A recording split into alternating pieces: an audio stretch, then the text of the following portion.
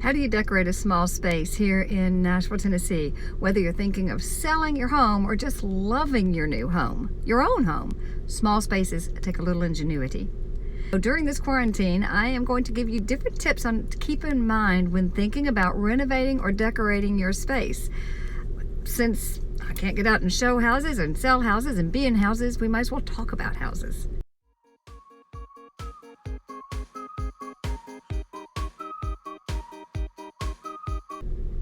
Small spaces present challenges, but I've definitely seen people make great use of their space, the space that they do have, in really creative ways. So let's talk about 10 design tips for living in small spaces.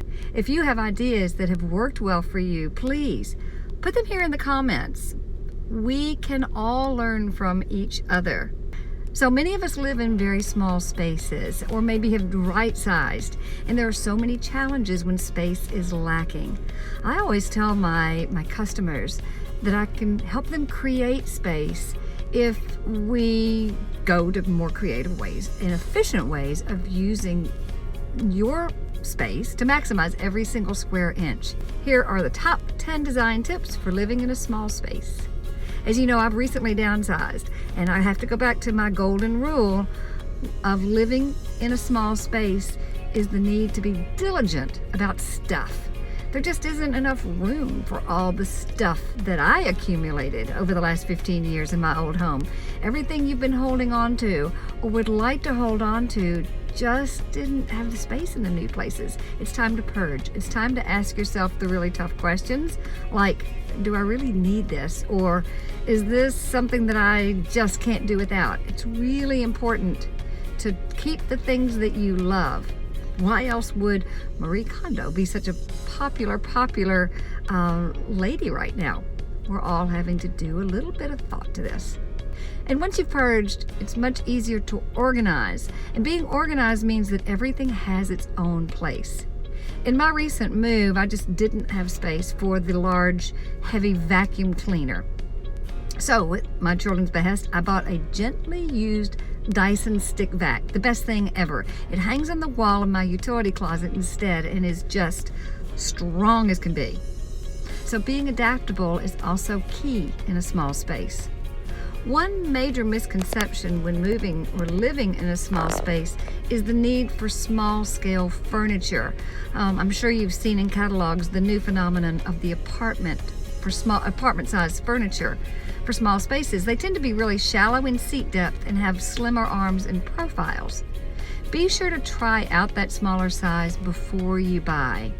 But there's also no reason you have to outfit your entire house in those small furniture.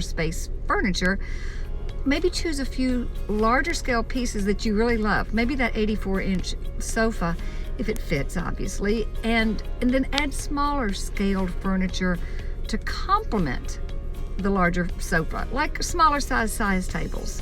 Don't sacrifice comfort for size, though. In an effort to mix up scale and size of your furniture, consider the visual weight also of that furniture. More space in between and around the pieces gives the illusion of space. Hairpin legs have gotten so popular because of small spaces, because you can see through them. Look for them in dining room tables and dining room chairs. Other classic visual space saver is the acrylic furniture of the 60s. The transparency of a coffee table allows your eye to continue moving around through the space. Also, look for sofas and furniture pieces, casement pieces with legs, rather than go all the way to the floor or have a heavy skirt. That gives a lighter area look of spaciousness when you can see under the furniture. Small space living means use every single bit of visual space as valuable. Maybe your living room is super small, and maybe a coffee table sitting in the middle of the only real traffic space you have to move around in isn't the best use of that traffic pattern space. So look for small coffee tables that can be moved around as needed, or nesting tables are awesome. That nesting table idea is where one table becomes many tables when you need more surfaces, and they can be moved around anywhere in your home. Lighting is key for any interior, but it is especially crucial for small spaces. Where table spaces are at a premium, they need to be used for other items. Consider using some floor lamps or hardwired sconces for lighting in bedrooms and living areas where reading and task lighting is needed. Floor lamps can take up very little space by tucking them into corners or behind furniture. Closet doors. I've been doing this for years. We all need closet space, but the swinging doors of closets tend to take up a whole lot of valuable real estate. Take up that much needed space. I love using a simple tension rod and curtain to close off the closet from view, especially a laundry closet. The space where the door would normally swing into is now usable, and in a bedroom, you might be able to even get a larger scale bed. Choose a fabric as a curtain that will either disguise and disappear into the wall, use it the same color, or one that comes and creates a design element for the room itself. Color. We all know color is key. We know paint makes a room. Color can make a space feel open and bright, and it also can make a space feel closed and comfortable and enveloping and dramatic. You decide how you want your space to feel.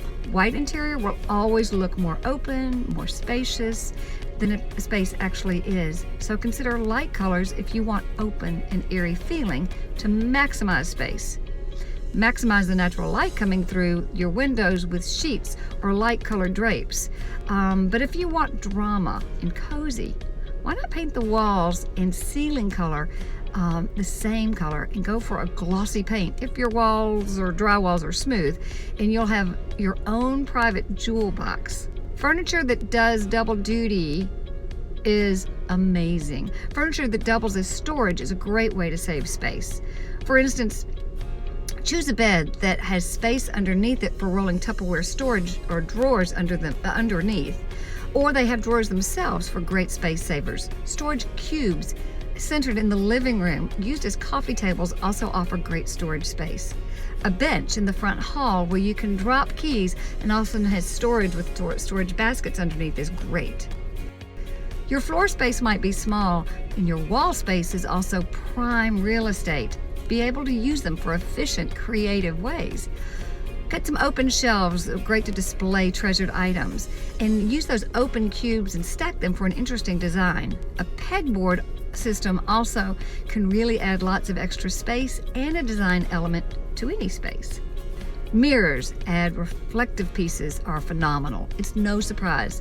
Mirrors reflect light, so it makes sense. There's no question about that. So use all the light you have available by placing a mirror in the right place. Can make a room feel much larger. How about instead of artwork over the sofa, why not add a series of mirrors? They will reflect light coming in from a window across the room and really expand the space.